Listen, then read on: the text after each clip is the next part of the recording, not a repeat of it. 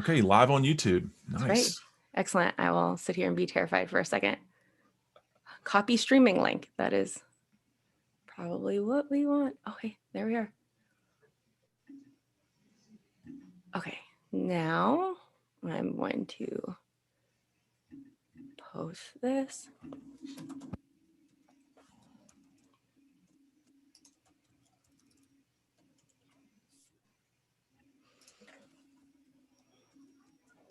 Probably what we want. Okay.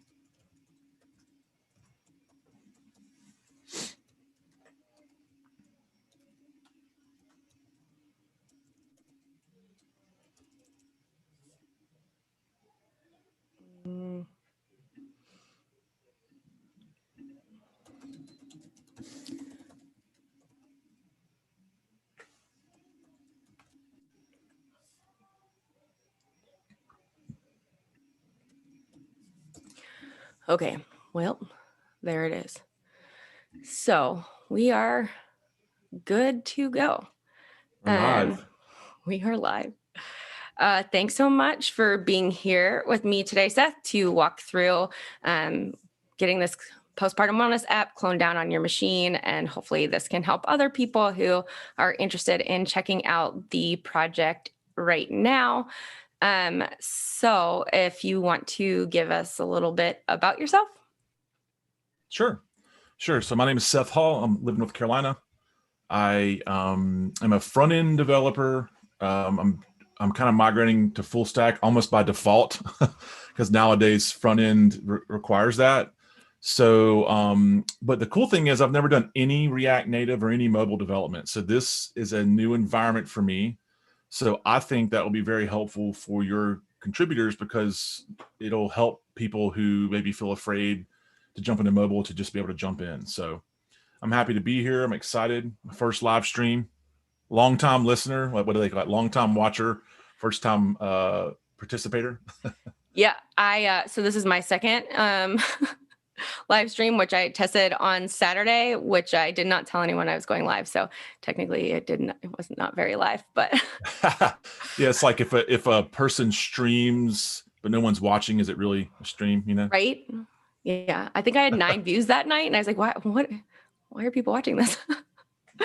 So anyway, this is me trying to get over some of my fears about things. So Yep. I very much appreciate it. Yeah, it's like build in public, you know, it's like just put yourself out there and good things will come, I think. Okay, so let's see. We're having some issues with the chat function and nobody can chat. So let me see if I can figure that out. I don't really know how that works. So I will.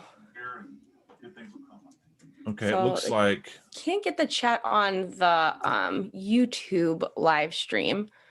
I'm checking that now. It looks like it says something went wrong on the YouTube chat.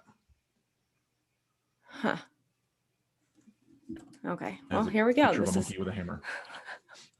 This is how things work apparently. Let's see. Manage moderators, participants. Maybe there's some setting. Nope, I'm the only participant. Excellent. I will chat with everybody. Okay, maybe try again. Things popped up a little bit differently this time. Okay, I'm going to refresh the live stream here. Yep. Thank you. There it is. All right, there we go. Is it there? All right. I don't see it. Live chat. I was able to see it and there chat. You are. Okay. Yeah, cool. Excellent. Yay. All right. All right, great. Cool. Well, there we go. We have made it through one hurdle already. So yes, this is fantastic. So what we'll do today is go ahead and work on setting this up on your machine and see what are people watching. Now I'm suddenly terrified. How about I'll go ahead and share my screen? Yes, that would be good. Thank you. And I've got your repo pulled up here. Cool. And I'm just going to go ahead and clone it down. Mm-hmm. All right. I think, well, wait a minute. Let's see. Let's fork first, let's Oh, that's right. Yeah. why don't Fork we, first. yeah, like walk through the README, because I think that there Okay. are some instructions there. Mm-hmm. Okay, now contributing, right? It's not the README. I think there's a contributing file. Yep, contributing.md. Okay. So go to that. Yes. All right. You want to talk through this? Yes, I am trying to see if this is what we need to be doing. So I think the first thing always is to fork the project. I'm trying to see if there is. No, it doesn't say. Yeah, I think the README had the installation guide, and then this is like just the, I guess, your contribution guidelines. Yes, it does say. You're right. You're right. Yeah. I clicked the wrong thing. So it is in the README under run and install. So let's see, we're working with Node first and making sure that you have that on your machine. I'm using Yarn for the project, so it's useful to have that as well. Mm-hmm. So I've got Node and Yarn. So I do not have Expo CLI because I haven't done anything mobile. Okay, let's go ahead and start there. That's probably going to take a while. So I think that maybe while that's running, we can go ahead and start forking the repo. Okay. Yep. All right. And let's see. I always forget how to do that. There's in the top right corner where there's a little, not Yes. that far. Do you see? Yep. Yes, right there. You can fork that to your GitHub. I always forget to do it too, because I just don't do it that often, Yeah. So sometimes that helps. All right. And then I'm going to clone this down. Yep. There we go. I'll go ahead and start doing that here in a separate. Yeah. So installing that Expo CLI. Yeah, which does take some time figuring that kind of stuff out. And so Seth has seeded into his apps folder. So when you're cloning something, you want to find the folder where you want to be able to access it. So I know I have mine in a projects folder, but so he copied and pasted the git clone from the repo, and now he's going to go ahead and. Yep, and I saw your abbreviation PPWA. So yes, postpartum wellness app. That's what that stands for. It's just easier to write, less typos. Yep, exactly. All right, so I'm cloning this, and then I use GitHub Desktop. I use a kind of combination of command line and desktop. So I'm just gonna to keep it a little bit simpler, I'm just gonna add an existing repository. Gonna go to my apps, and there it is. Okay, so I have my fork local and ready to kind of run and do changes. Awesome. And it looks like we're done with the CLI. Woohoo. Okay, so then I'll go back to the README, and I will say, where is it?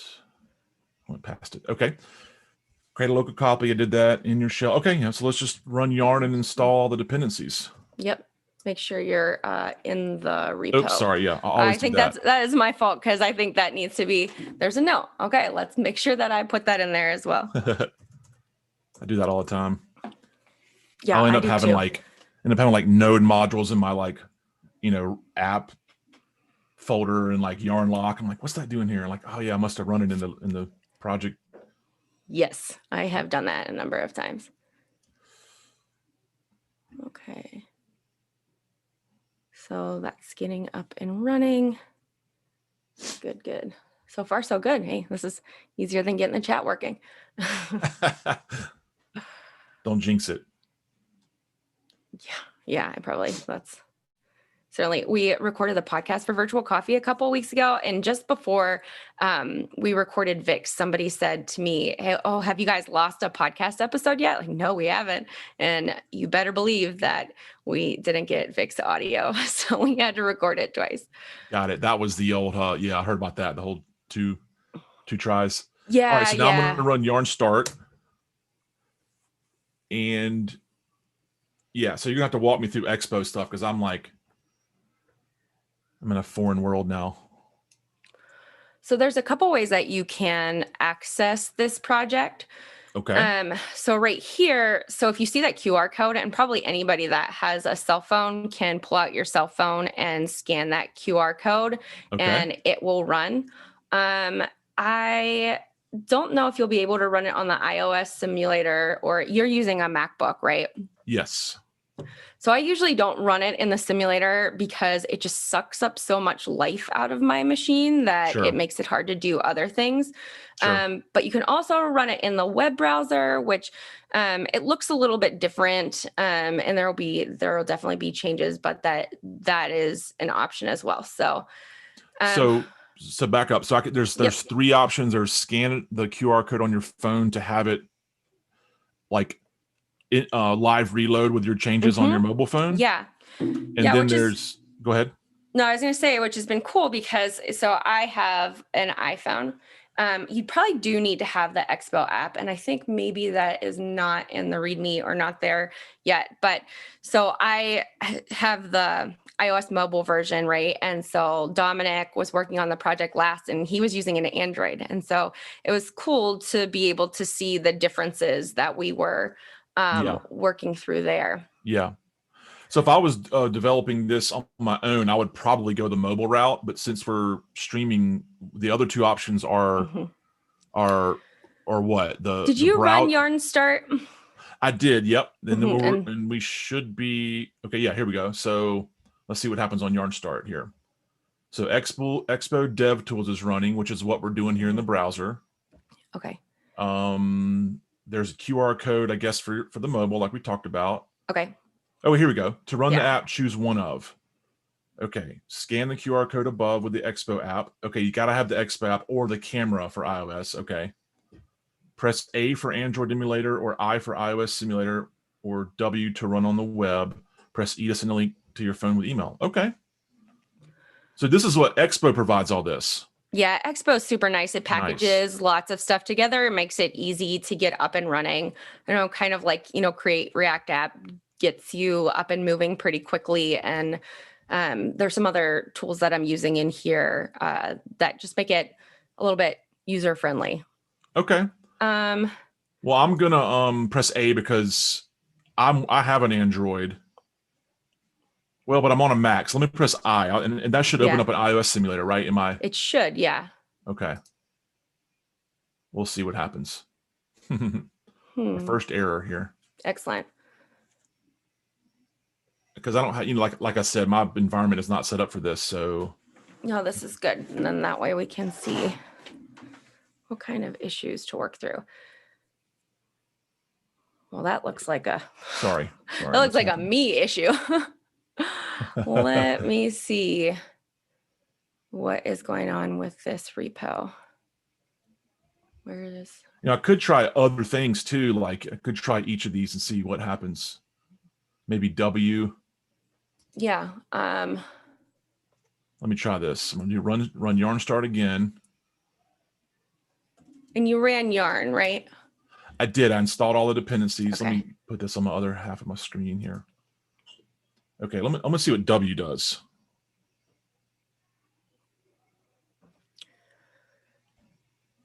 So Matt had the question, does Expo install the Android emulator and iOS simulator onto your machine? So I think the iOS simulator is run through Xcode, and you're probably right. I don't think the Android emulator comes with it there. So let's see here. I'm thinking that there is a code issue happening now, because I tried to open it up in my well, here's the web view, and I know it's a mobile first app, but I mean, well, now things are working. Cool. So the web view works. So we could try to solve the emulator issue or we could just move forward with the web. I'm thinking the emulator issue might be what is installed on the machine. So if that isn't, like if we don't have the Android emulator or the iOS simulator, then that's probably why it's not running. I was also having some problems running it on my phone, but now it's running okay. So I think maybe let's just kind of tackle it from the web view, because it makes it a little bit more accessible to everybody who's working on the project. Yeah, that's a good point.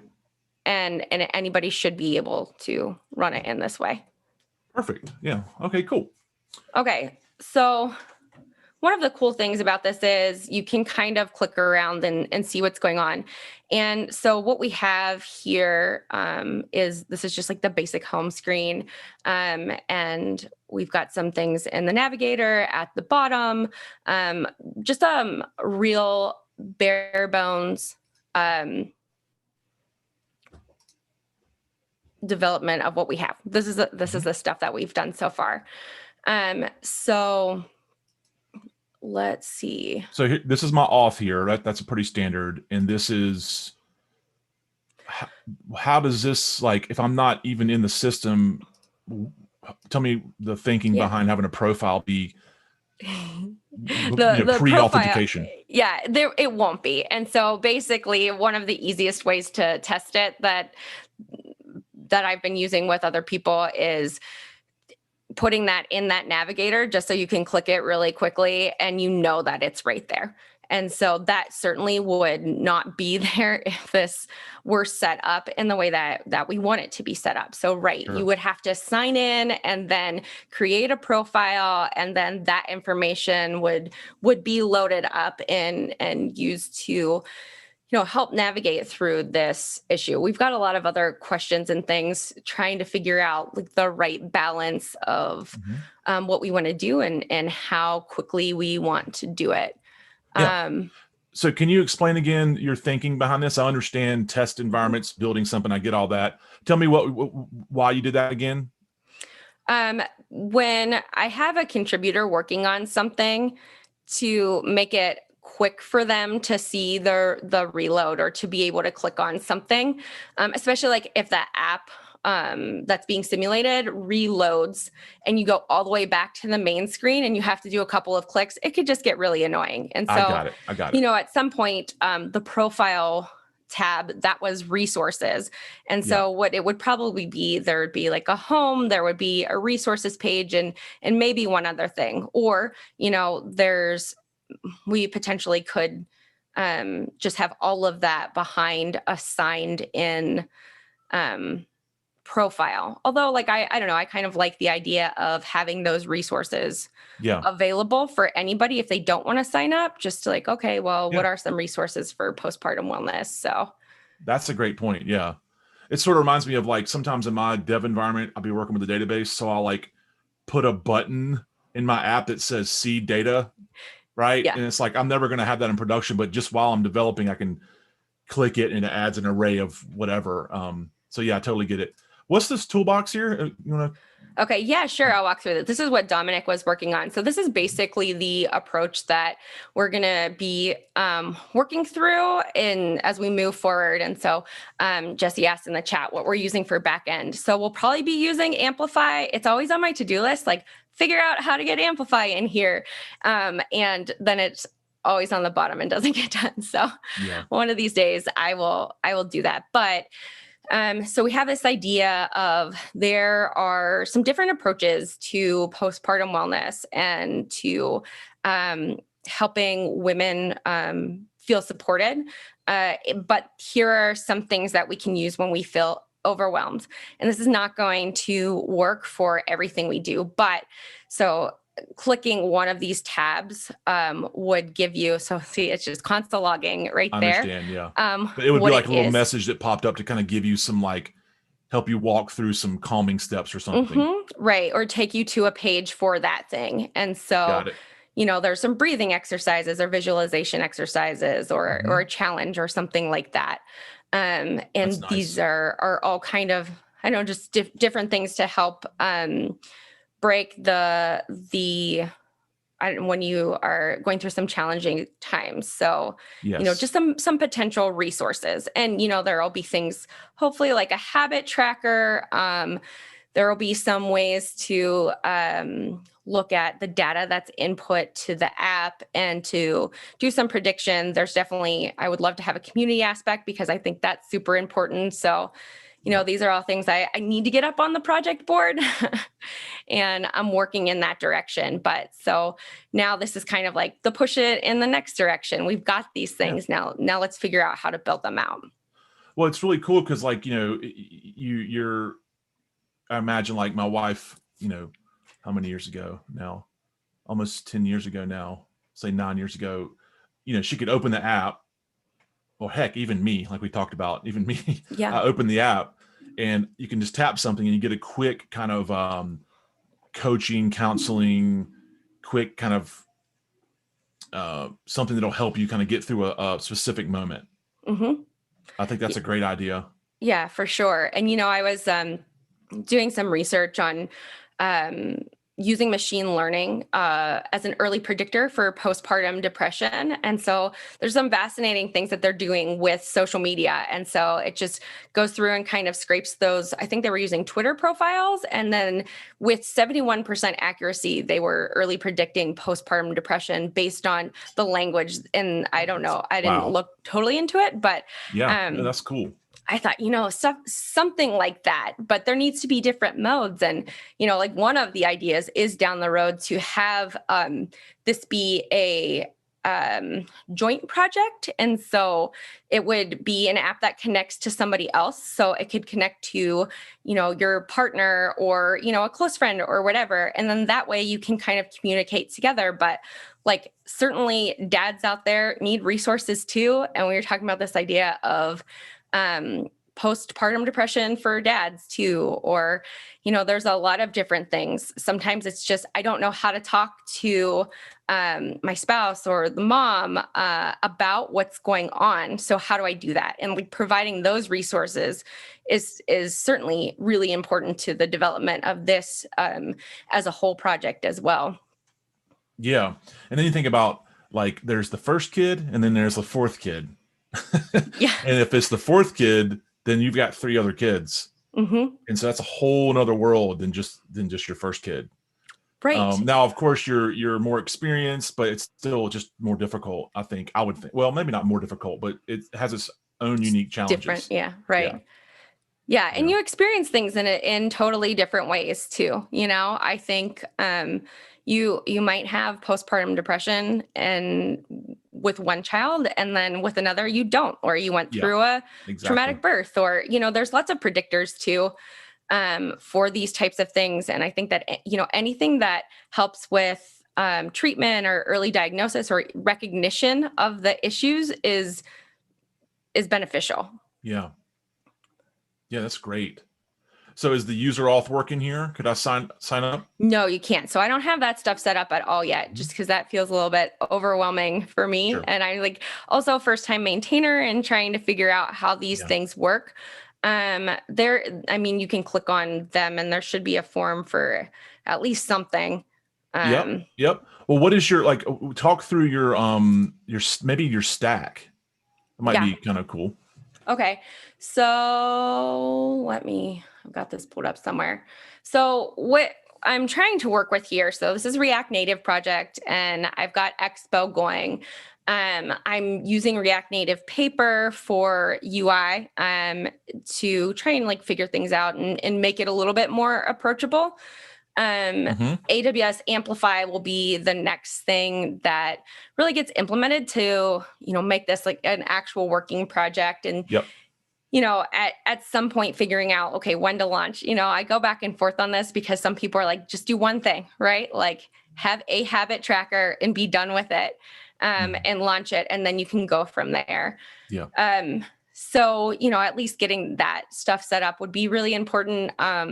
I've got React Native testing library going. I am trying to write tests in there, and I write a lot of React tests, but I have a number of extra challenges here where I'm like, okay, I thought I knew what I was doing, but there's not a direct translation.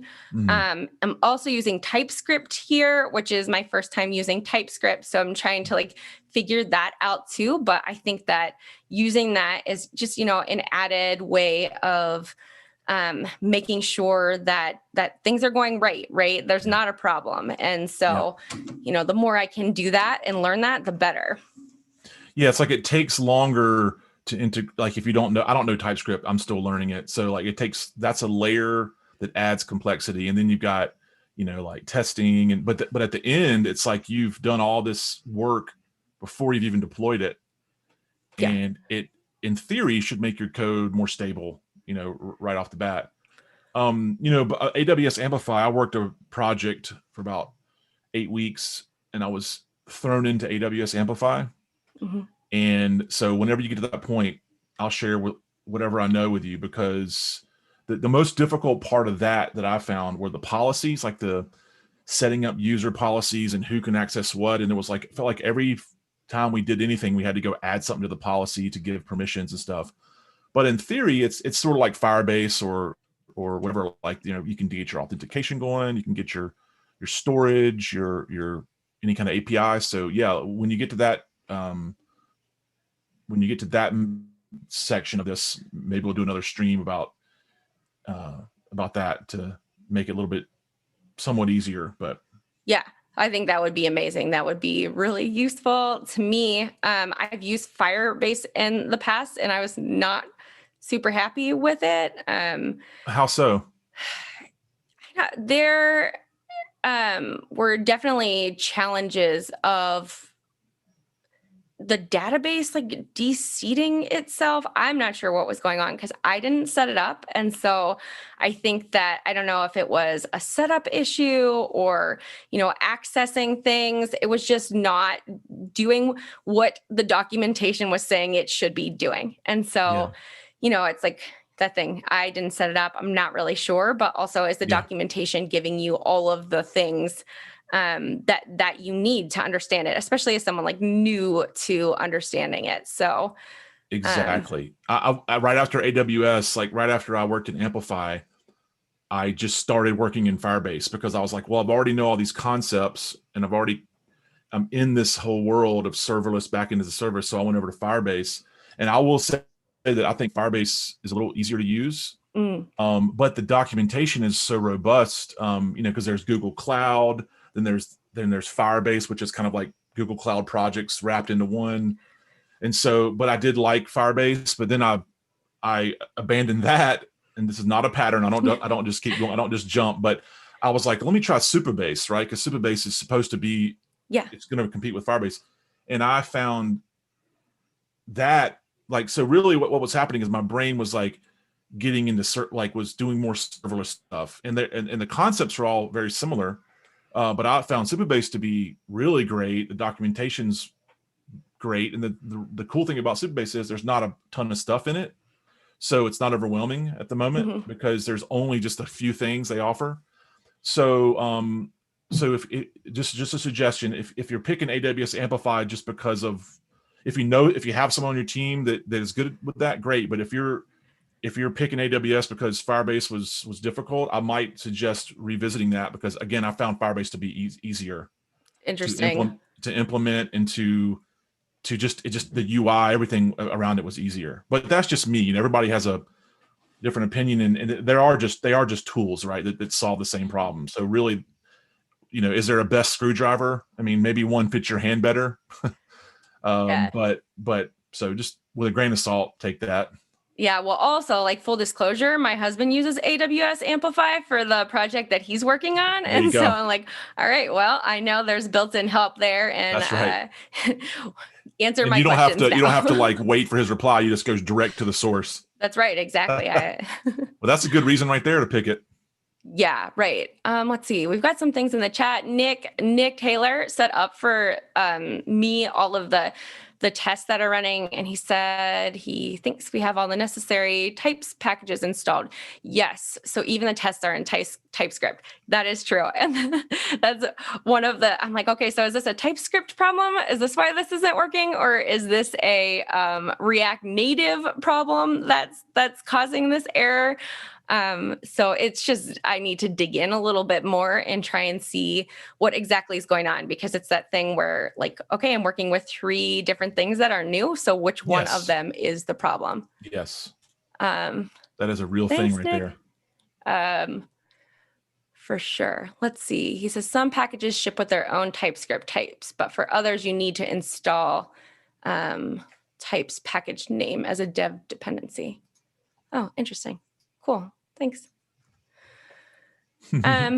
Okay, so that's kind of the overview of what we've got going on here. So any questions, or you think there's anything else we should look into? Well, for me as a developer, if I was, the first thing I would try to do is to get some changes to show up. And I would just do that with styles or some simple markup change. Yeah. So one thing we could do is, let me go over here and open this up in VS Code.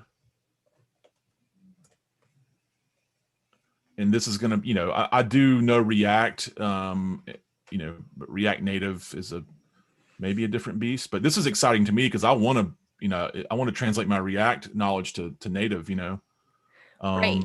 And I was the first contract I took on doing React Native, and I haven't done a ton, but I had never really used it before.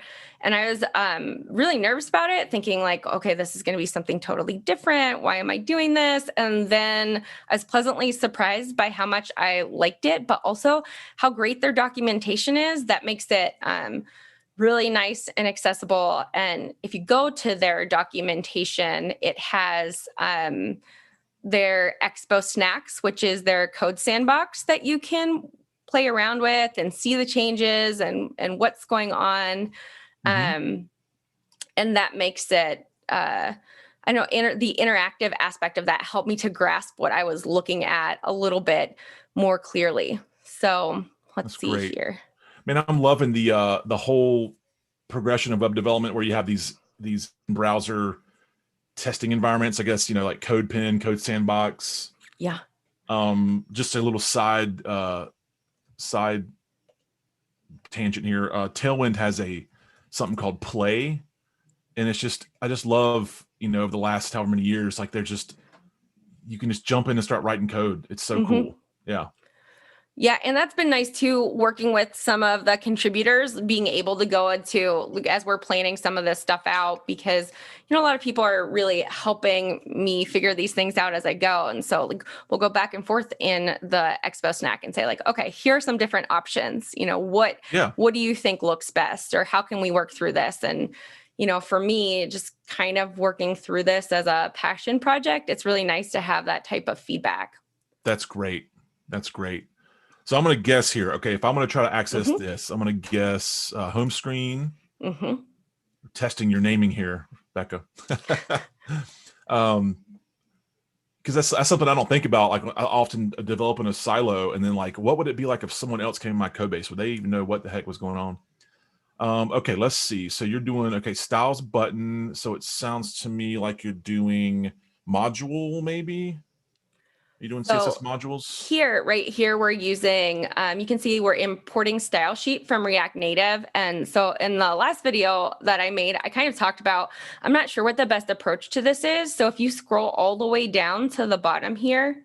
Got it. Yeah. You can see that those are there. And the last contributor had the question, would it make more sense to have a styles component? And it's actually an issue raised on the repository now, just to make it an easier place to make sure that we're doing everything uniformly, right? So it's easy to access for contributors. They know what to be doing, rather than like going back and forth. And this other project that I worked on with someone else, we were constantly adjusting styles because it would be adjusted in one place, but then you'd have to, clearly communicate that. So I am up for tips on that. So right now you have just a styles object within the screen or component itself. Right. And then you just call it this way. Yeah, I Mhm. mean, that I could see that. I mean, that's acceptable, I guess. I would put it at the top if that was me, I think the because I would want stand, to. yeah. I'd want to see that as I'm scanning down. Another option would be, and you probably know this, but CSS modules. I don't know. I'm assuming I've never actually set that up from scratch. It's always kind of been built in, but you would have like a home screen .modules.css right in the same uh, Right. it's a Right. sibling. Mhm. And so, but that's really almost the same thing. It's just in a different file. Yeah, Yeah. you could have a whole stream on CS styling, right? Oh, for sure. And that's like definitely one of my weak points. And they do have, if you look into your file structure over there, they have constants. And Yep. so, they've got some things that are going there. And I know that Yeah. there's an option for dark mode and light mode. So this is something that isn't implemented yet, but definitely would be really cool Yep. to work on. Um, and just to kind of keep in mind as we're working through the colors and how things look here. Yeah. I just Okay. want to So, touch real quick. Matt had a uh-huh. question about do you typically test your changes on all platforms? And in my experience, it's just been no, because I focused on one portion of things. So I was really working just with iOS stuff. And the project I was working on before, they were most concerned with getting it into the App Store for iOS. And so that was the focus. It was like just push, push, push until we can get it there. And then we'll work on Android because there were lots of Android quirks going on. I would Mhm. say if you want to have this available for all devices, then definitely testing it at the same time on all of these things would be useful. Or it's nice to work with contributors and where I'm looking at iOS and they're looking at Android, because then we can go back and forth and kind of see those things as they're happening. Yeah, for sure. For sure. Man, that's a huge part of web development that I sometimes fall short on, is like across device testing. Hmm. A little bit easier with browsers because they're all on your machine. But the device testing, it feels like you can get simulators and stuff, but I don't fully trust those because I'm like, what's it gonna look like on the device itself? And I've only Right. got an Android, so anyway, that's difficult. So let me ask this. Okay, so you're exporting default colors, right? And so I'm assuming in this styles object you would just call. I mean, like, how are you calling the colors? Because I don't see. Let's see. That one goes in Positivity Toolbox. So go ahead and click the Positivity Oh, I Toolbox see. screen. Okay, here we go. Got it. Got it. Got it. Okay, And interesting. So then you would think this could be your right. global card colors. I see, and then there's global colors with light and dark. Okay. Mm-hmm. And Yeah. the global colors in that constants folder, that came with Expo. So that was something that they've set up. And I feel like you could I trust gotcha. for sure, I gotcha. So it's an opinionated. It's just the way that the expo just kind of sets you up. Mm-hmm. Yeah, and Yeah. that's kind of why I like Expo. It makes it just easy to get up and running, and then you don't have to worry about a lot of these things but they're Yep. built in. You're like, okay, I know that. I know Expo's got my back when I'm doing this. That's right. Yeah, because like you could like rip that out and do your own, but then it just adds more complexity. And like I've often found myself, I just adapt to what the stack is, right? Mm-hmm. So I've done like CSS and JS like multiple ways. Next.js has CSS modules. Expo has this. So it's really, I think, as a developer, good to be able to adapt to kind of the opinions of what you're using, because you never know what's going to happen in a contract gig or freelance gig or job, so it's good for me to not be so like close handed, like, no, it's got to be this way. Yeah, for sure. And a lot of times it's nice too to see the different ways that things are being done, right? Because I have an idea in my head, but being able to see different ways of doing that or different opinions can really help give a full picture. I'm going to see this. Yeah, exactly. Okay, I might not be running here. Let's see. No, I'm still good. There we go. Okay, good. So like, yeah, so as a developer, I would say is everything running correctly? And it looks like it is. It should show this here. What's this here? What's this about? I don't know. That's a good question. Why? That's interesting. Yeah, so maybe anybody on the chat know what that's about in terms of. What did you click to make that screen come up? Well, I just made a change, so let's just do. Let's just bring this change back. This random. Oops, sorry. I'll just do like random things, and then it goes through. You can see in the terminal, it did its thing, and then it comes here, and then it says the screen does not exist. So, in my experience, hot reload, live reload, whatever would be.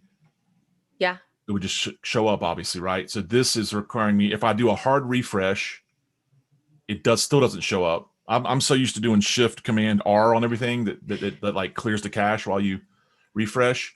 But I have to go to Homebox and Positivity Toolbox. So I wonder what that's about. That's wild. It's I wonder too, if that has to do with the web. I know sometimes I had some issues using my mobile device, but just like giving it the shake, then it would automatically reload where it needed to be.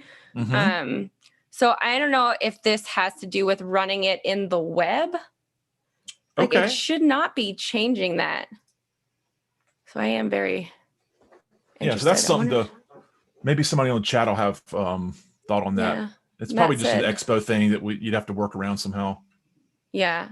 Matt wonders if it shows that while it's reloading the changes, but it looks like it had reloaded the changes, right? Yeah, it reloaded and I'll do it again. Let's just try it again. That's a horrible color, but anyway. So yeah, so it's reloading, boom, screen does not exist. I can do a hard refresh while I'm here and it still doesn't come on. And then I have to go to home and go back to Toolbox to see that color. And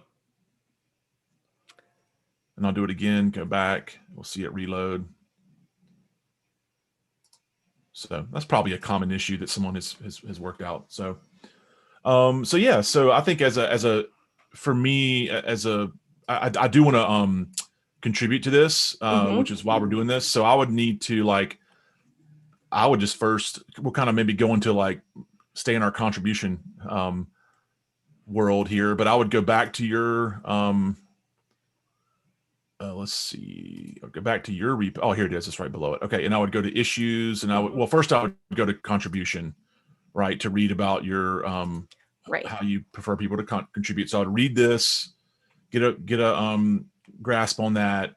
I love this right here because that's what's really fun about development, I think, is working with other people. And then I would let this guide me, but just for sake of moving forward, I would go to issues and just kind of peruse these and see kind of what I could do, like low-hanging fruit for myself, right? Like what doesn't overwhelm me right now? What could I do to get a couple things in or help out, I should say. So I would just do that. And then I would be stoked to be working in React Native. Yeah. Yeah. And I think for me, this is all a big learning experience too. And so it's very much a learning together thing and trying to figure this out as we go. And so, if somebody adds an issue, I am here for that issue, I think the one that we are going to be working on again, if we live stream this on Friday, is that top one, which was opened by Nick Taylor. Who has, a lot of experience working in open source stuff. And so he's kind of broken it down. And I found that, having it really well broken down is important, but also I'm totally here for lots of questions from people who are interested in working on it and might feel like, I'm not exactly sure what's going on here, or I need someone to walk me through this. And I am 100% here for that. Yeah, exactly. So this is something that I actually read Nick's blog post, and that was one of the things on Friday. I got to give props to the community who kind of walks you through these things. But I found a couple links that I'll share on Friday when we pair again. But I think it kind of came from the virtual coffee site. Dan had posted an issue about this prettier in ESLint, and then I just put it in my own project last week, and I went through. I've even got bunch of tabs open, which we'll do Friday. But I went through ESLint, Prettier, Husky, StyleLint, and just followed Nick's post and another post and got it working in my project and kind of got it set up. So on Friday we can probably just hopefully get this issue complete, merged in, and celebrate, have a Friday celebration. That's right. That'll be awesome. And we can, I'd love to see like the whole pull request thing, because I know, sometimes people want to contribute and they haven't really done that many pull requests. And it's just nice to kind of like walk through that as well, because it can be tricky if you haven't done a lot of them. Yes, for sure. For sure. And this is something that's super essential early on, because it really puts consistency across all developers, right? So For sure. Everybody who's developing across the country or world can, like, everything's kind of checked, and it goes back to the whole like TypeScript, test-driven development, linting, Prettier, like everything's tight as it can be before it even goes into production or Right. to the development staging, whatever. Yeah, and so your bugs are decreased and stuff. So that's why I think this is a good one to do. It's easier to digest this one specifically, but it's super important For to get sure. everybody on the same page. So this is cool. Yeah, I'm really looking forward to it. It'll be really nice to have it in this project and to, like you said, provide that consistency, which I think is super important. Yeah. I mean, how many times have you seen? I mean, just even the whole tabs versus spaces thing. It's like you bring in something and everything. It's nice to have consistency. Right, for sure. So do you? I was able to set up pretty easy. I mean, we do have the Android iOS thing, which maybe can be talked about online. I was able to see changes. So for me as a contributor, I haven't fully read your document, but I feel pretty comfortable, like, knowing how to set it up, knowing how to contribute, and starting doing that. So that's exciting. So did you learn anything about what to add to the onboarding? Yeah, for sure. I think there's a couple of things that I need to add in there just to make sure that those steps are really clear. I will say I'm like actually shocked that it was so easy for you to do this. I really thought we would run into some bigger problems, and we didn't, which is very cool. I think so. Yeah, no, this was super helpful, and I really appreciate you doing this. And it's been great doing this with you. Oh yeah, I love it. This is right up my alley, and I'm stoked to be a part of it. And yeah, let's just pick it back up on Friday. And we've got get this issue Friday. merged in. We've got a time on Friday, right? Friday, 1 p.m. Eastern, I think. I believe so. Yep. So I'm here for it. All right. Well, thank you so much. And thanks for those of you